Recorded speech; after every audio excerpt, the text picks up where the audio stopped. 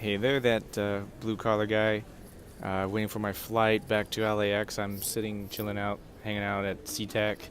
I am wiped out from the snowmobiling the night before with my buddy Michael. We both met at a company we work for, and we stayed in touch ever since. But if you haven't, or if you plan on to driving from Seattle into using the I-90 and dropping down into Spokane, and then from Spokane into Idaho, Montana, and then into Yellowstone, north part, Gardner, into uh, Wyoming, I highly recommend it because I saw 4 states in a matter of like 12 and a half hours of driving. Of course, I'm a Class A trucker, and my friend is a Class A trucker, so we're used to those type of conditions. It's just we were doing it in our own personal vehicle. Our vehicle of choice was an F-350 one-ton 4x4 truck, which, on that topic, I highly suggest any motorists to have either all-wheel drive vehicle or something with 4x4 capability.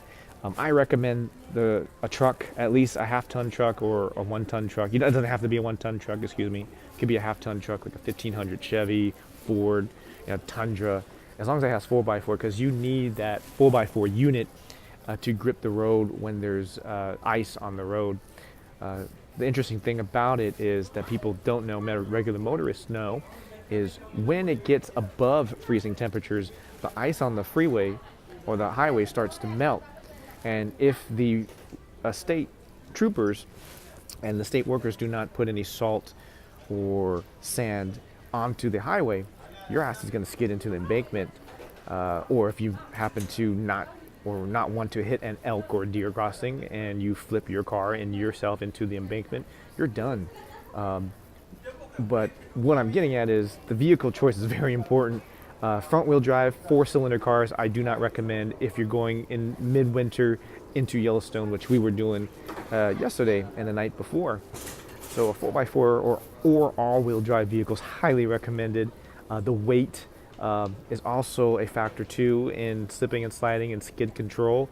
Not too many motorists know about these things, and they just got to drive around their little 4-cylinder, and next thing you know, they're in the embankment because their vehicle's too light. They don't check their tire pressure, and their vehicle is, they're just using their daily vehicle with street tires. I saw Subarus up there, and at most like a Charger, and the good thing about winter in Yellowstone is nobody around, so it was great.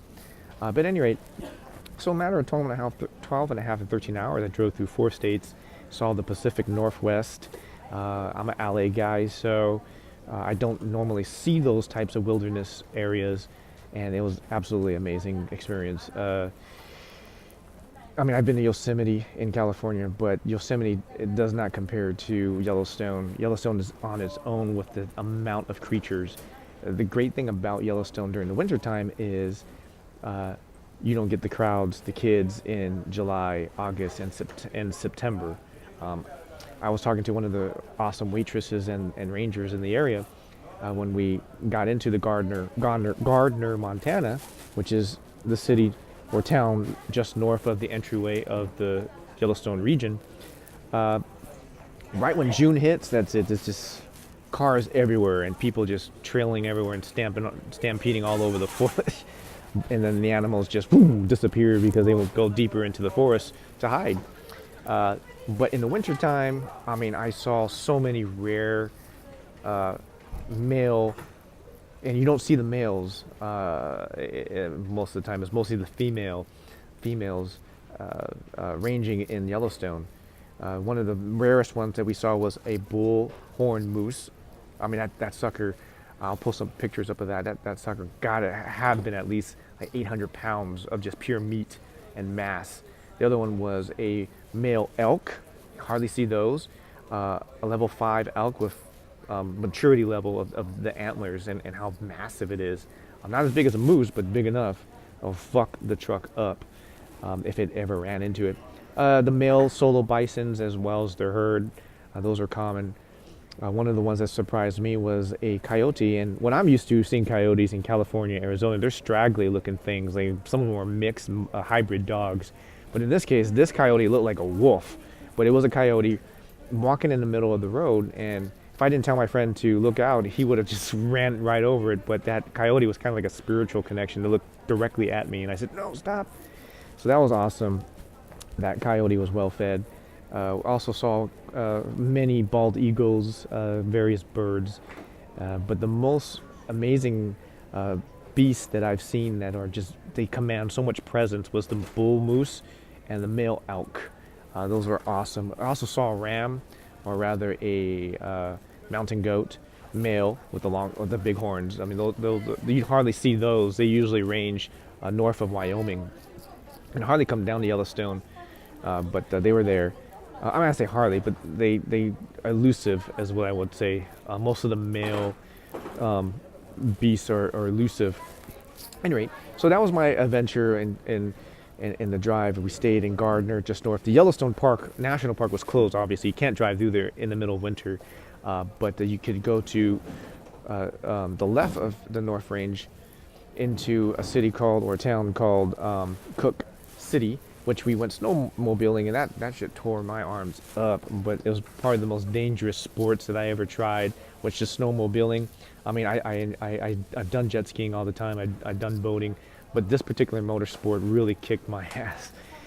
Probably because of the physics of it. It is not quite like a jet ski, because when you fall off a jet ski, you go into the water and you have that atmosphere.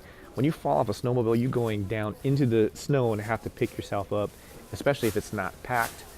I mean, if it's not packed, your snowmobile, one, you get stuck and you got to dig that shit out, which happened to me twice, and yourself out. And you're in higher elevation, so not only you're dealing with that piece, I had trouble breathing and getting my body to get the oxygen it needed to function properly as you would on lower elevations. So the higher elevations, I mean, we were like 20,000 feet. I mean, that was the closest I'll ever get to heaven and God, if you believe in those things. But I found myself very short of breath. Why is that a case? Why does that happen when you're short of breath when you're in high elevations? Because the ice, it was so cold. It was negative 15 to negative 12 degrees when we were snowmobiling. So when that shit gets in your lungs, when you're breathing that shit in, it crystallizes the organic material in your lungs, as well as your mucous membranes and the water inside your lungs, or the liquids inside your lungs. So it starts to crystallize, and that's why you're short of breath, and it takes more energy for you just to breathe and move. There are other things that come in hand with that. So that's why Olympic athletes train in high elevations, so they can train their body to operate at those stress levels. So when they come back down to sea level, when they compete, their bodies are that much more extended in terms of physiology and the stamina. So anyway, so that's my thing. I had a lot of fun with my friend in a big 4x4 truck. We didn't do any crazy things, but that truck helped us a lot and got us there safely and back safely, which is all that matters. And that snowmobiling just kicked my ass. Will I do it again? Maybe. It was a lot of work. I probably spent, of the 6 hours that we rented the machine, we probably only really used it for 3 hours, because the other hour or so we're digging that shit out and just fighting the ability to fucking breathe and hold a conversation. But that was fun. I'll post up the videos and pictures of the whole trip. So laters.